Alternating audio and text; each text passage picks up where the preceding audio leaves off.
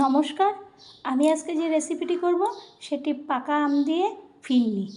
ফিরনি আমরা অনেক রকম করে থাকি, কিন্তু এই গরমের দিনে যেহেতু আম পাওয়া যায় পাকা, তার জন্যে আম দিয়েই ফিরনিটা করলাম। আমগুলোকে আমি দু পিঠগুলো নিয়ে নেব একটা মিক্সিং জারের মধ্যে, তারপরে একটা পেস্ট করব একদম জল ছাড়া, তারপর একটা সাইড করে রেখে দেবো। ফিরনি গরমের দিনে খেতে খুবই ভালো লাগে আর খাওয়া শরীরের পক্ষে খুবই ভালো। তার জন্যে আমি এইভাবে আমগুলোর বাকলগুলো আলাদা করে একটা মিক্সিং জারে নিয়ে আমি একটা সাইড করে মিহি পেস্ট করে রেখে দেবো।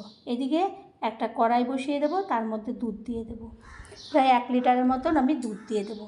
আর আগের থেকে আমি 50 গ্রামের মতন বাসমতি চাল ভিজিয়ে রেখেছিলাম, একদম নরম হয়ে গেছে। 3-4 ঘন্টা আগে ভিজিয়েছিলাম।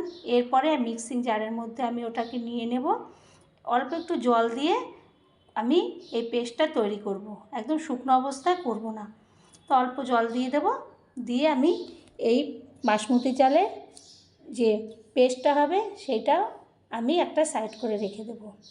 হয়ে গেল, আমি এবার ওটাকে সাইড করে রেখে দেব।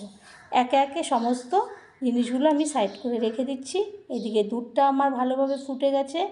ফুটে যাওয়ার পরে আমি যে বাসমতি চালটা পেস্টটা করেছিলাম সেটা দুধের মধ্যে ঢেলে একটা হাতা দিয়ে ভালো করে এবার আমি নাড়তে থাকবো অনবরত, না হলে তলায় ধরে যেতে পারে। এই কারণে আমি এরপরে এটাকে ভালো করে নাড়বো এবং নাড়তে নাড়তে একদম যখন দুধটা আর বাসমতি চালটা শুকিয়ে আসবে ততক্ষণ পর্যন্ত এইভাবেই আমি নাড়তে থাকবো। তারপরে আমি এই নাড়তে নাড়তে এর মধ্যে দিয়ে দেব চিনি।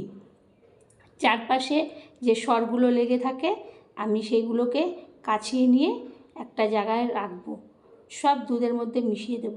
এরপরে দিয়ে দেব চিনি, 1 বাটি চিনি দিয়ে দিলাম। স্বাদ মতন আপনারা চিনি দেবেন, যে যতটা মিষ্টি খাবে সেইভাবে দেবেন। আবারও আমি চিনিটাকে ভালো করে মিশিয়ে নিলাম। টকবক করে ফুটতে থাকবে। ফুটতে ফুটতে আস্তে আস্তে যখন একটু ক্ষীর ক্ষীর মতন হয়ে আসতে থাকবে, তখন আমি ওখানে যে আমের পেস্টটা বা পাল্পটা তৈরি করেছিলাম সেটাকে ঢেলে দেব। ঢেলে দিয়ে এবার আমি অনবরত ঘুটাতে থাকবো বা নাড়তে থাকবো।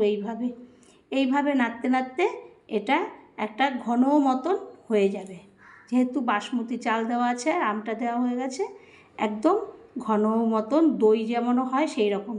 তারপরে ঠান্ডা হলে আমি এখানে আইসক্রিমের কাপ ছিল আমার বাড়িতে, আমি সেই কাপের মধ্যে এগুলোকে একে একে হাতা দিয়ে সমস্ত কটার মধ্যে সমানভাবে ঢেলে নেব। ঢেলে ওপর থেকে আমি এখানে দিয়ে দেব কিশমিশ। তো বন্ধুরা, খুব অল্প সময় অল্প উপকরণে এই গরমের দিনে পাকা আম দিয়ে একবার হলেও ফিরনিটা করবেন, বাড়ির সকলকে খাওয়াবেন। চ্যানেলটি সাবস্ক্রাইব করবেন। ভালো লাগলে ধন্যবাদ।